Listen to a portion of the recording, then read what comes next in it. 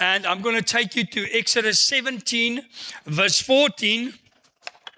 After the victory, the Lord instructed Moses, write this down on a scroll as a permanent or an imprinted reminder, and read it aloud to Joshua. I will erase the memory of Amalek from under heaven. Now that word imprint, it means to fix it. To fix an idea firmly in the mind, or to make a mark on a surface by pressing. So if someone wants to imprint something on someone or on something, what do? They imprint it and then it stays there. Sometimes we put out, this is our imprintment for the year, to say a crowd to a herd. So why did we imprint it here? So we want the people to continuously see this and drives it. I firmly pray that God said to us this year is going to make the crowd a herd. Now it's easy when you go to a gospel festival. What does the crowd do? They listen to the guys that's singing and performing. Maybe we will also perform for ourselves.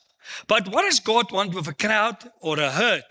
A herd is following the sheep.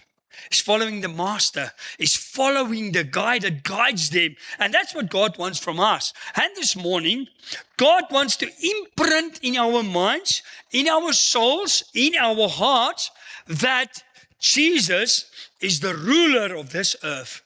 That Jesus came when he's hanging on the cross and it said it was done. What did he say? Lord, everything that you sent me to come and do, I've done it. And what does it also represent? That the devil is cast out. The devil's got no authority unless we give him the authority. I'm going to show you that now. The truth of God's word, where must it go? Some people have the truth here, but it's not here. If the truth stays here, we don't live it. If it falls on your heart, we start acting. What does Matthew 7:24 says? He that hears the words and do them is like a wise man building his house on the rock. If your house is solid on Jesus Christ, how do I know if your house is on the rock? I see it in your actions and I see it in your fruit. Many people say I'm a child of God, but there's no fruit. And you think that please God? God is coming back for fruit. First, seek the kingdom of God. And what is his righteousness? Bearing fruit. Doing what he created us for. Many people is created to be 007. I'm a secret agent for God. That's not what you created. Show me one place in the Bible where the Bible says we are secret agents. What is secret?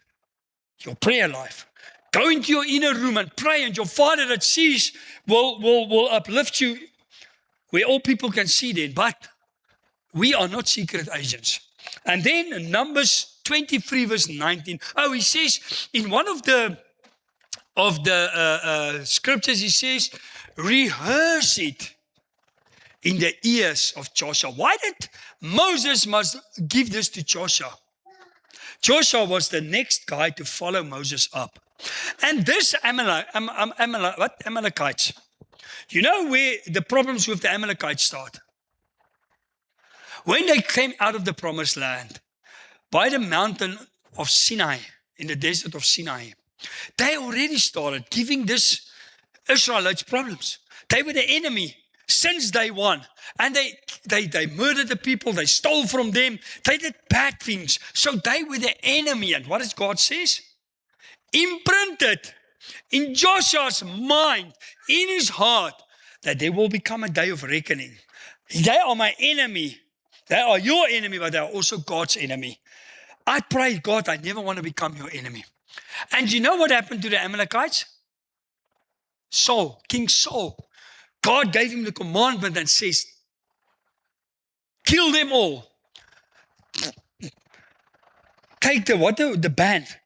Take the ban on them. Kill everyone. women, children, cattle, anything. And what did Saul do? When the prophet came to Saul, he says, what am I hearing? Meh. He says, what's blaring is this? And he says, Lord, we kept the best to offer to you. But what did God say?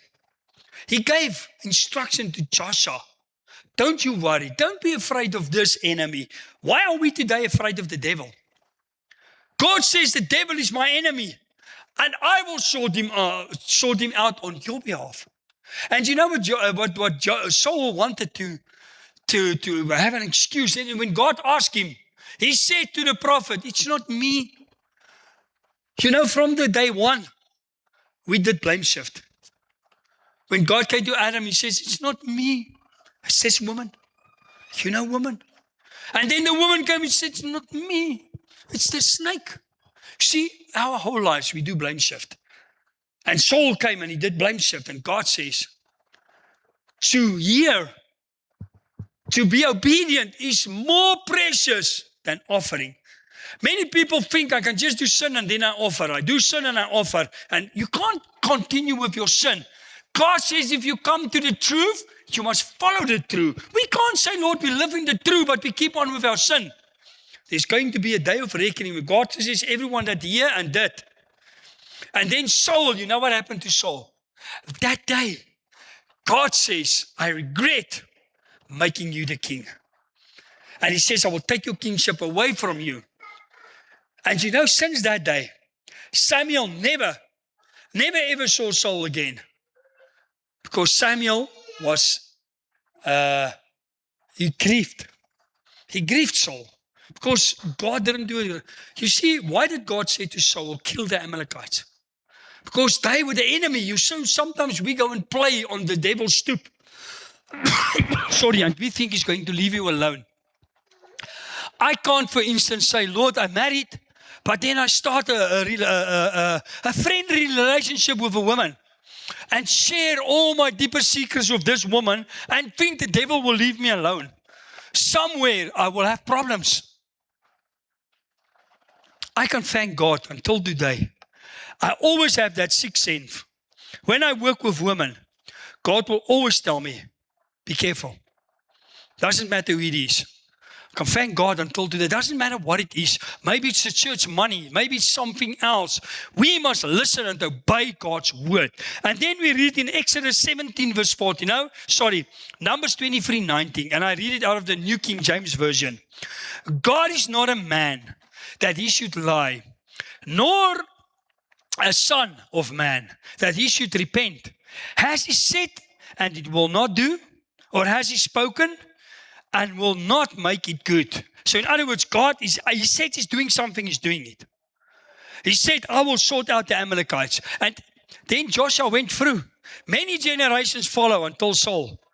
And do you ever hear of the Amalekites today? You don't hear of them anymore. They are not existing anymore. And then we read in Exodus 17:14 that I will utterly blot out the remembrance of Amalek from under heaven. So God says, I will blot out the remembrance of Amalek. Why? They did us harm. What did the devil do? What is he still doing? He's cross with God. He can do nothing to God, so what does he do? He attacks his children, you and me.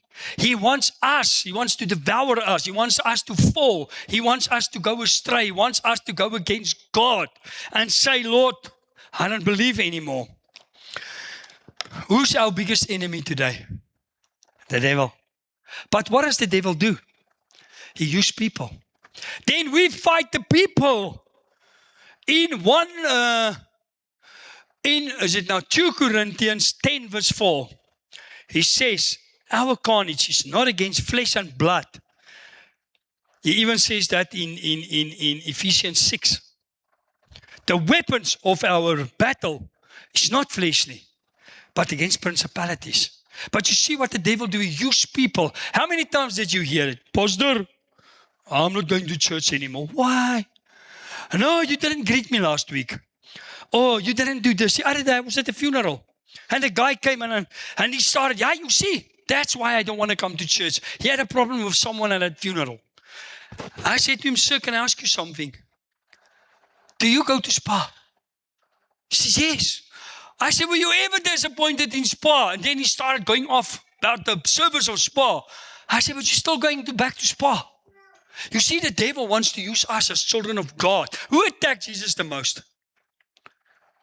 The Pharisees, the church. The people in the church. Don't put your eyes on the church, on people. Put your eyes on God. I'm a pastor. Only God knows. Every week, there's stories about me.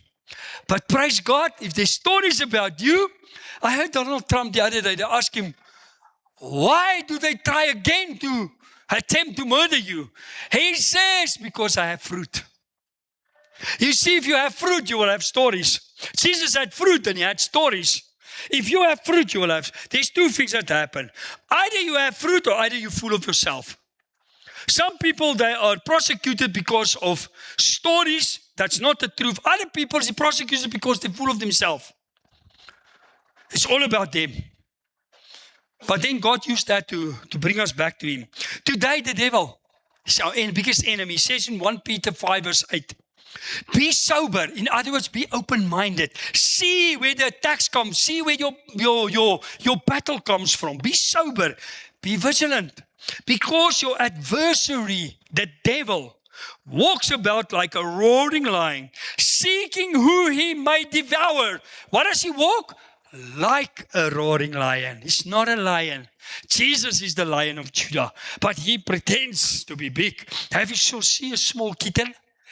When a dog wants to attack him, he do this. Then the dog got scared. The devil does the same. He does the same to you and me today. What does God want to imprint in us today? I'm going to give you two things that God wants to imprint in us today. The first thing is that we must make it right with God. Get your life today right with God.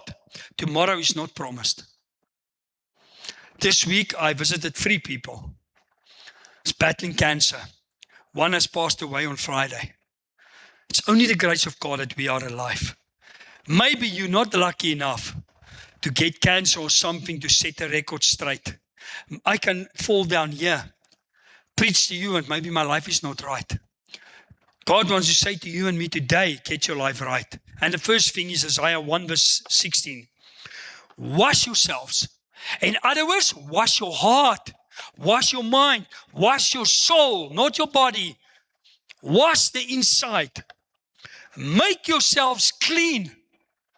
What infiltrates your heart? About 3 months ago, God gave me a word in 3 John 1 verses 2 and 3 where he says, may it be well with your soul, may you be healthy. May it be well with you in everything, may you be healthy, and may it be well with your soul. You see, the first thing if we come together, we ask, how are you? Oh no, I'm not sick, I'm fine. I've got food on the table, but how's your soul? Your soul determines your end. What do you allow in your soul? Remember, we've got a body with a spirit and a soul. What you allow in your soul goes to your spirit and your body. It affects your spirit and your body, good or bad. And here he says, put away the evil of your doings. You know what is the evil of your doings? Some people, they're always cross. They're always fighting. They're pessimist. You know what is an optimist and what is a pessimist? An optimist see a solution for every problem. A pessimist see a problem for every solution. Don't be a pessimist. Say, Lord, I'm glad. The joy of the Lord is inside of me. And then he says, put away the evil of your doings from before my eyes. Cease to do evil. What is evil? Anything that you do that saddens God. Gossiping saddens God. Rudeness saddens God. To think you've appointed yourself and you're also clever, whatever it is. What does God want to imprint? Learn to do good. Some people, they are so busy spreading negative things. Some people, they always see the devil in everything. Start doing good. He says, learn to do good. Seek justice. In other words, seek what is right for God, not for yourself. Rebuke the oppressor. Many people, have you heard many people how they oppress the people working for them? They rude to them. You can ask Tulani. Tulani, am I rude to you? Am I oppressing you? If you don't feel happy, you must tell me. Don't lie in front of the church. Don't oppress other people. You know, some people think because of their skin color, they've got privileges. We're all the same in God's eyes. Paul says, and we're all the same. In God's eyes, God looks at your heart, not at your skin color. Don't oppress other people. Don't think you're better than other people. He says, and then he says, defend the fatherless. Plead for the widow. Come now. Let us reason. Isn't it wonderful? The God of heaven, He bows down to you and me. And He says to me and you, come. Come now, let us reason together. What must we reason about? What must we reason about? Says the Lord, though your sins are like scarlet, they shall be as white as snow. Though they are red like crimson, they shall be as wool. God wants to cleanse you from all iniquities, from all sin. But what do me and you need to do? We must live with clean hearts. We must be able to say, Lord, if you cleanse me from my sin, I can't go back to the sin. Some people think we are like certain peoples, certain churches. You go and sit in a cubicle and you just confess your sin and tomorrow you're back doing the same thing. No. If you come to the truth, you must follow the truth. If you don't follow the truth, the Bible says in Hebrews 10:26, there's no forgiveness left. So refrain from doing what is not right. And then he says, let's reason together, says the Lord. Verse 19, if you are willing and obedient. You see, you must be willing to go astray, to go away from the sin, and obedient to God's word and not to the sin. Many people stay obedient to sin. You can't say, I follow God's word, but you're not obedient to God. You still live in the sin as if sin is nothing. That's not what God wants from us. God wants us to be obedient and leave the sin behind us and look forward to what God has planned for us. So He's inviting you and me this morning, and He says, you know what? If you confess your sin, 1 John 1 verse 8 and 9, God is true and faithful to remove all iniquities, to remove all sin and cleanse you. But first, repent of your sin and then leave it behind and say, Lord, I'm looking forward. And then we read, if you are willing and obedient, you see, if we are willing and if we are obedient, there's a promise. Maybe you sit here this morning and you say, Lord, but where's your promise? If you're willing and obedient, what is the promise? Hear what He says. You shall eat the good of the land. I thank God. God gives me favor wherever I go. I go to Home Affairs, I have favor. I go to the municipality, I have favor. Why? I stand on God's word. I remind God on His word. God is not a rewarder of a person. He's a rewarder of our faith. God says the little son Samuel, and also the little child Jesus Christ grow in favor and stature with who? First with God and with men. Here He says, listen and be obedient. And then you will eat of the land. So if it's not well with you, I don't say if it's, remember, everything that happened is not because of you that did something wrong. We've got an enemy, an adversary is trying to kill you. He's trying to let you go against God. So He will attack you severely. It's not always just because you sin. You know, the first thing that people, if you tell them something, what did you do wrong? It's not always that you did something wrong. We have an enemy. He's looking for us. And then He says, you know, Satan is already defeated.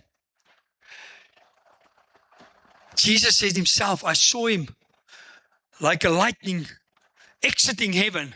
You know, in Job's time, he had all the right to go and stand in front of God and charge us. Now he can't.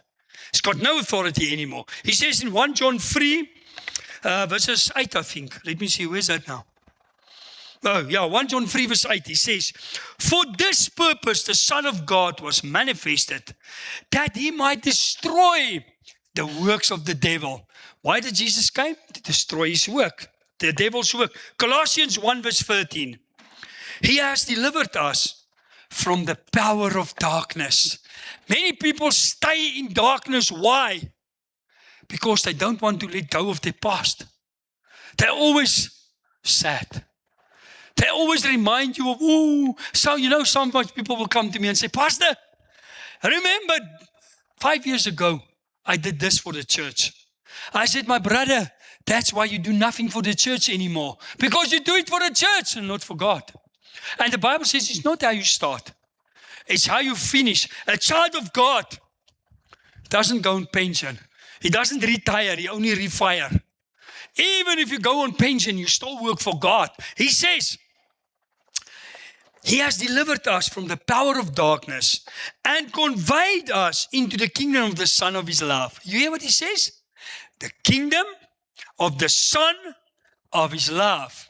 So his love sent Jesus to this earth to die for you and me. His love must be imparted in us, must be imprinted in us, and say, Lord, can we be perfect? The Bible says we can. How? In loving. That's how Jesus became perfect, in loving. Loving the oppressed, loving the sinner. Said to Zacchaeus, the tall man, for the guys that sit at the toll gate, come. Said to Levi, I'm going to eat with you. See, he mingled with sinners. He didn't do sin, but he was with them, changing them. That's what we need to do also. And then he says, in whom we have redemption through the blood, the forgiveness of our trespasses. There's only one way to forgiveness, it's through the blood. By accepting Jesus, confessing your sin, and accepting in faith that he has forgiven you. You see, if you don't have faith and believing Christ has set you free from your sin, you can never go on.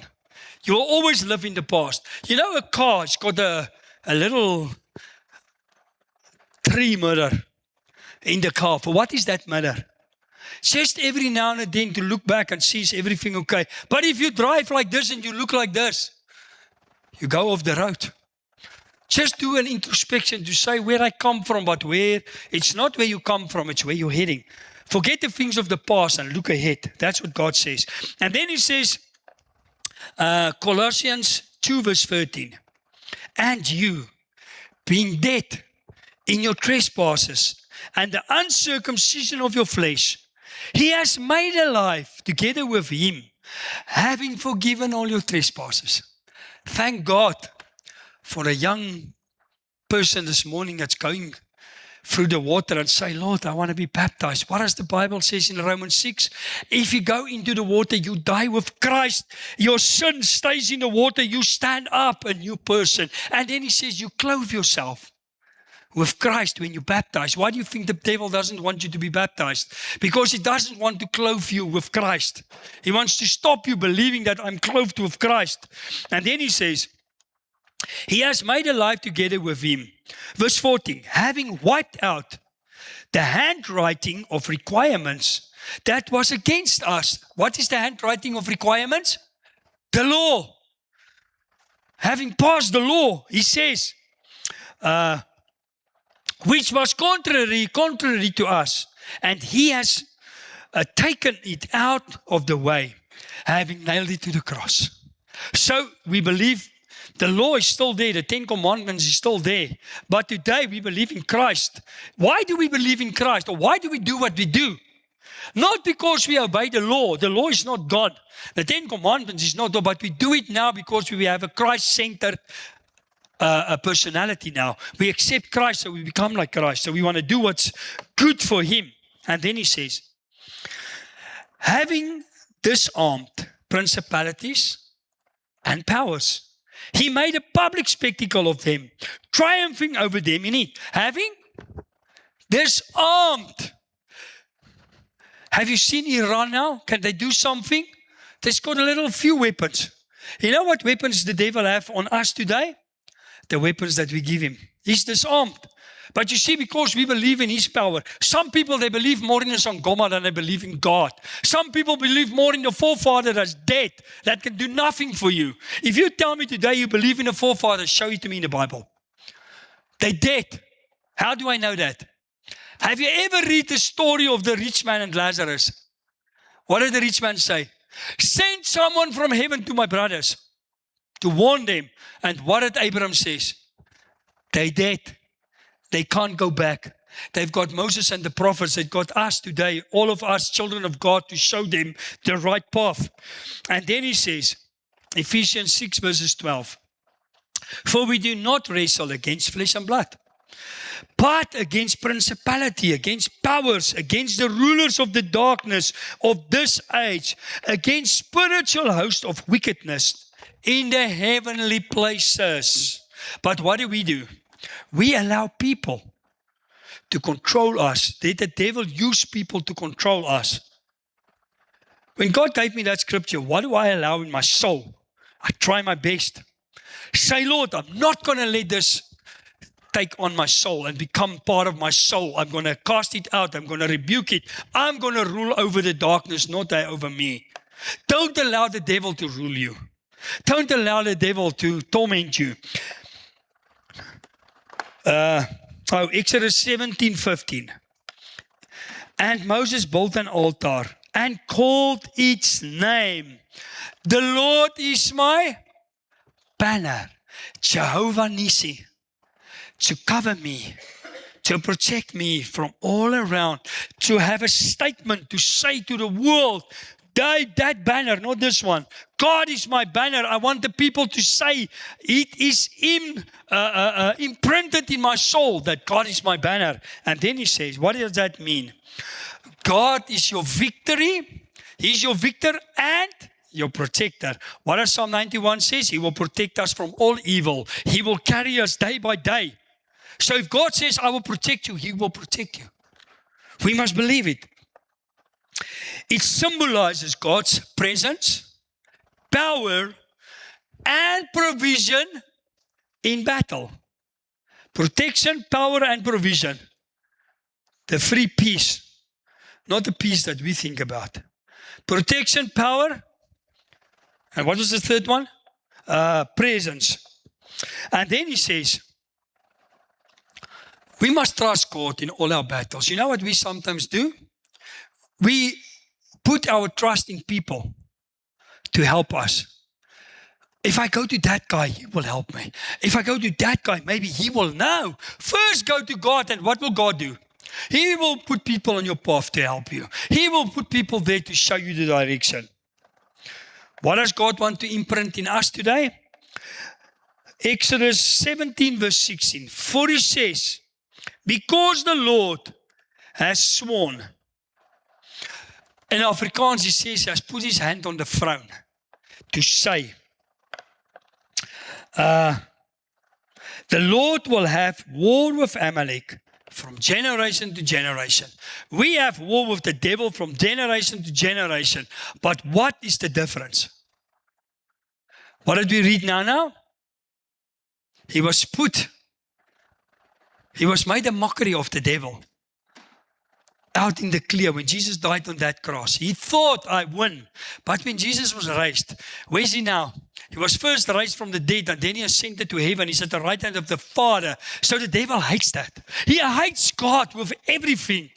But he's got no authority to go into God's presence anymore. So what does he do now? He attacks us. He wants to destroy you. He wants to destroy your marriage. He wants to destroy your finances. He wants to break your body down. He wants to let you believe you're not good enough. And then we read in John 16:33.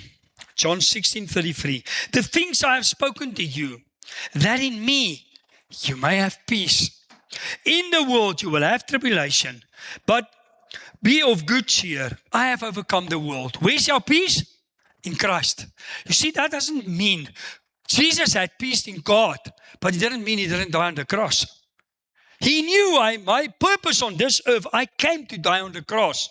So maybe my purpose on this earth is to just speak to all of you. Then it's fine. But maybe I will be prosecuted by you. Then it's fine. I will still love you. Even if you kill me, I will still love you.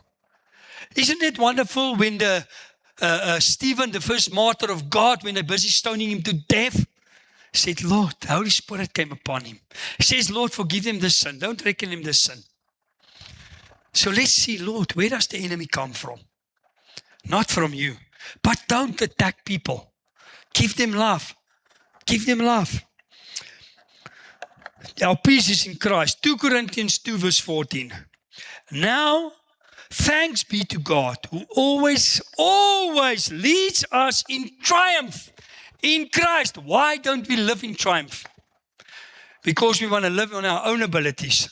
We want to make choices in our own abilities. We don't go to God and ask God, what do you want? We first make a choice and then afterwards we say, oh Lord. I remember in 1994, I bought a house. I was a policeman.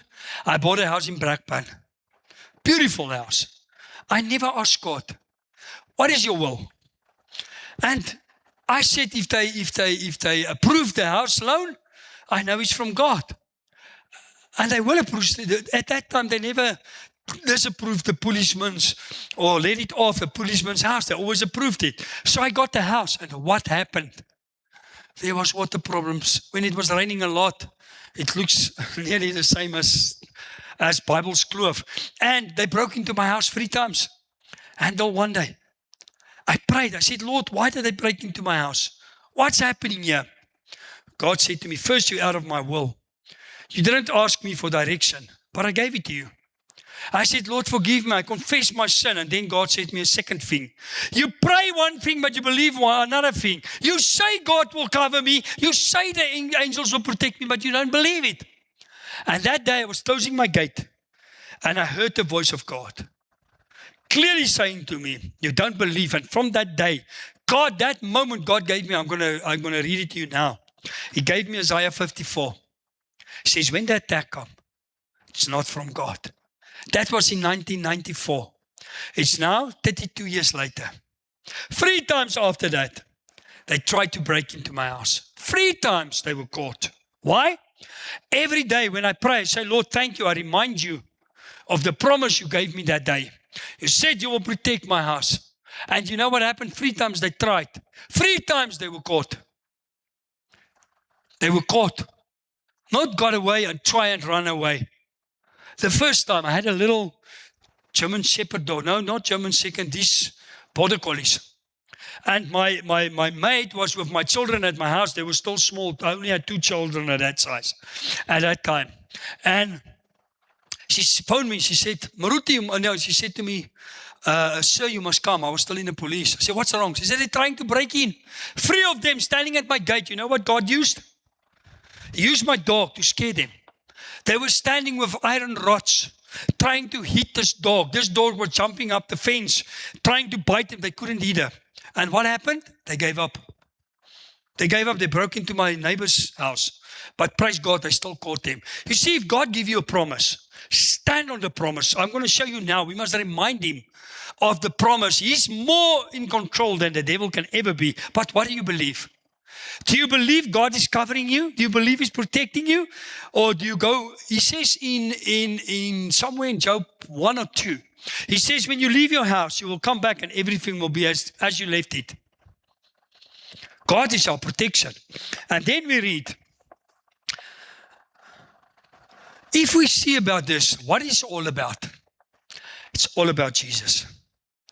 You know how many power is in the name of Jesus? When we call that name, the devil is shivering. He wants to run.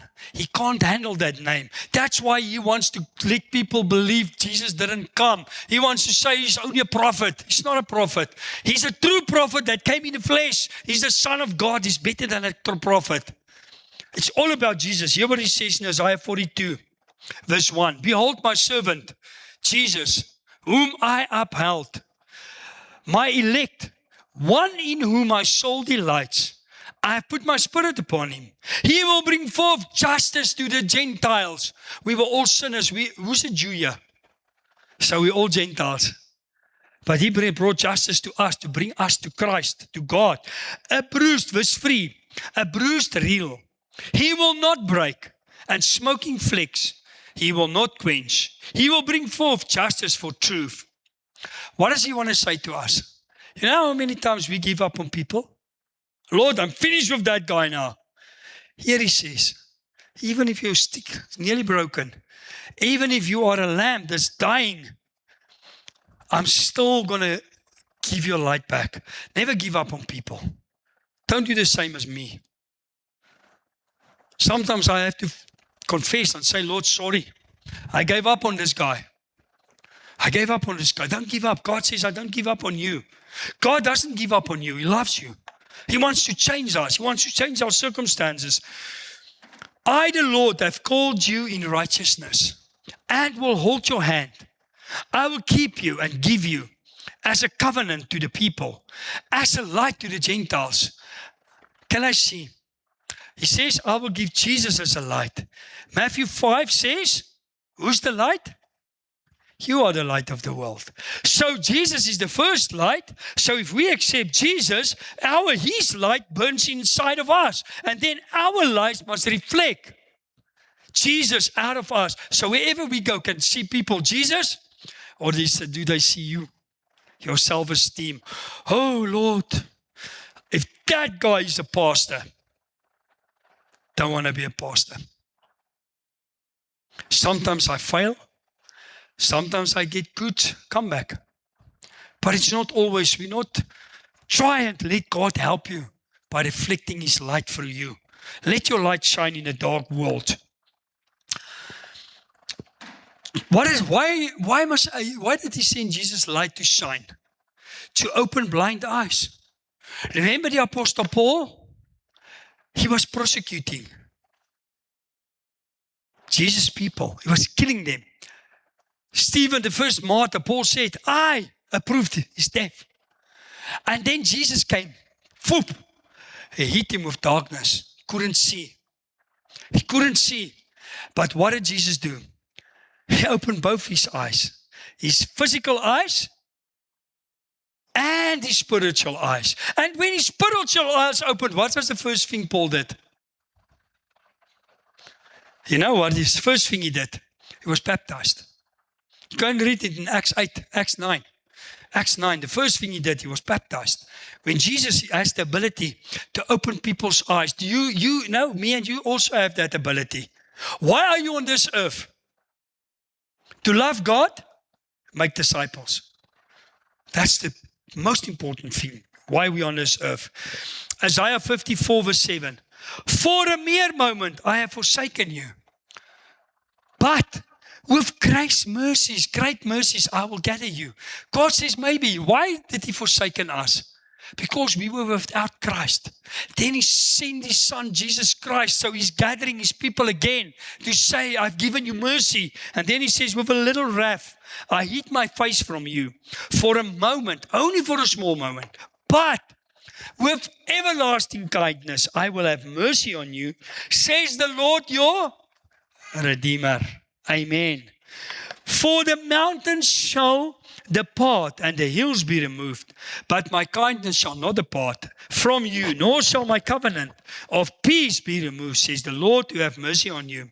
Indeed, they shall surely assemble, but not because of me. Whoever assembles against you shall fall over you. That was the scripture that God gave me 32 years ago. I still stand on that scripture. I still remind God. They will assemble. You know what is assembling? When the one trick doesn't work, they try another trick. They're always busy assembling against you. But that all the assembles, all the new tricks will have no effect because God said it's not from you. He that fall over you will fall on you, will fall over you. And then he says in verse 15, indeed, in verse 17, no weapon formed against you shall prosper, and every tongue which rises against you in judgment, you shall condemn. You see what we do? The devil stand up, he use tongues, people's tongues, to condemn you, to speak death over you, and then you just accept it. What does he say? You will rebuke it. You will rule over people's tongues. You will rule over whatever the devil says of you. If the devil says to you, you're not good enough, you say, by the grace of God, I am. God says in Jeremiah 1, I know you when you were made in secret. I have called you. I have appointed you. I have a plan and a purpose for you. So why are you alive? God has a purpose for us.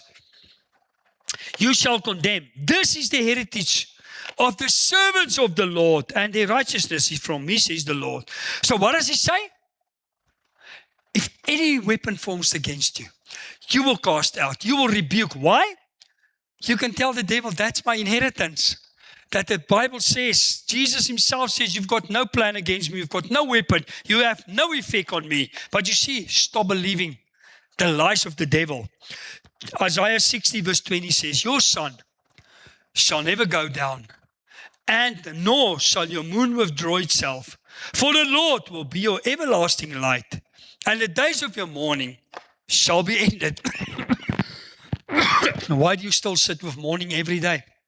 Why do you still mourn stuff that you don't have? Jesus is your light. But you see, the thing is, we don't believe it. And then his light is not shining through us. We can't be the light of the world and put it under a bucket. Maybe it's the problem. First seek his kingdom and his righteousness, and then he will give you everything. But some people will first want everything, and then, God, if you bless me, I will show them. What does the Bible say? First believe, then I will bless you. But the world says, first bless me, then I'll believe. God works other way around. Isaiah 62 verse 6 says, sorry, excuse me. Praise God for holy water. I have set watchmen on your walls, O Jerusalem. They shall never hold their peace, day or night. You who make mention of the Lord. In other words, remind God of his promises. Do not keep silent. Keep reminding God of his promises. And then he says, verse 7, and give him no rest till he establishes. You know why we don't believe? We need every day to get a new word from God to set your direction. But you see, sometimes I will go through a difficult time in my life. And you know what happened? God will just give me a word. This morning I was driving in a car to church to pray here at 6 o'clock. And on my way here, I forgot about this scripture. I have says watchmen on your walls. And then God said to me, from next week, we're going to pray for a whole month for 24 hours. Do you think it's possible? We will set up times and dates for people to say, that slot belongs to me. That slot I will pray. And then we will remind God, while we pray, we will remind him of his promises. This he says, don't leave him to rest. You hear what he says? And give him no rest till he establishes, and till he makes Jerusalem a praise on the earth, till he makes you a praise on the earth. Your own personal things that you're going through. Do you think God does, what does he say? He's coming for the Gentiles. So if he can do it for Jerusalem in the old covenant, he can do it today to us. And then I want to end up with the last two scriptures. Luke 10 verse 18. And he said to them, I saw Satan fall like lightning from heaven. So Satan cannot go against you in front of God anymore. Sometimes we say it's the Satan. The Satan's got no authority in our lives. He says in verse 19, behold, I give you the authority. Say to the guy next to you, I have authority. To do what? To do what? Authority to curse people? Authority to speak curses out on people? Why does curses have no effect on you and me? No one can curse me. They can, but it will have no effect. Why? Because I'm covered by the blood. And I believe it. I live under the blood. I do what God wants from me. I obey His word. So the devil has got no authority. But you see, if you believe you can be cursed, you will be cursed. Many people tried to curse me. Many. And I don't boast in myself. But by the grace of God, it always helped me. It's always helped me. I have prayed against many evil spirits, casting them out. One day in this prayer room, there was a big guy. He was a very strong guy. I was praying for him. And while I was praying, I said, I like when I pray to people, look me in the eye. Because that devil spirit cannot look the Spirit of God in the eye. And I saw that guy, when I said to him, look me in the eye, I saw this shoulders of him. He was very strong man. I feel he became hard like stone. And I said to him, you will not manifest today. I rebuke you in Jesus' name. By the blood of Jesus, I'm covered. You will not do anything. You will do no harm. And what do you think happened? As I was praying, I felt this become a soft, just like that. Boop. Devil was out. But you see, the devil wants to bring fear to us. If you fear curses, you will have curses. If you fear them, it will happen to you. But if you believe in the blood of Jesus that's protecting you, then you will be protected. And then he says, I given you the authority to trample on serpents and scorpions and over all the power of the enemy. What is the difference between authority and power? You see, if I have a 10-ton truck and I drove past on the highway and suddenly a traffic cop jumps in the road, why do I stop? He's got authority. I have the power to run over him. You will just see little blood. To trample him, that he's gone. But because of the authority, and you see, we've got that authority from God. To trample on scorpions and serpents, in other words, to rule over your problems. To say, devil, long enough you have tried me. I'm rebuking now, I'm stopping you. Matthew 18 verses 18 says, what we bind on this earth is bound in heaven. And then he says, to trample on serpents and scorpions and over all the power of the enemy. And nothing shall by any means hurt you. Why do you believe the lie of the devil? This morning, who wants to stand with me and say, Father, in the name of Jesus, this morning I'm going to stand up in the name of Jesus to trample on scorpions and serpents by the authority of Christ in me. Who wants to stand with me? And just say, Father, I believe it this morning. You've preached to me, and Father, I accept your preaching. I accept your word, not what the pastors say, but what did your word say? Father, in the name of Jesus, you have imprinted in us that we are more than conquerors, that we can rule over the devil. He's got no authority on us. By the name of Jesus Christ and His authority, we can trample on scorpions and serpents and rule over all the power of the devil. Father, in the name of Jesus, we rebuke the devil in every area of our life, in our finances, in our marriages, in our relationships, in our health, in our bodies, over our minds, over everything. We, Father, in the name of Jesus, rebuke the devil. He's got no authority further in our lives. Jesus, thank you that you will help us and show us the true way. We pray this in Jesus' name. Amen. We're going to sing a last song. After that song,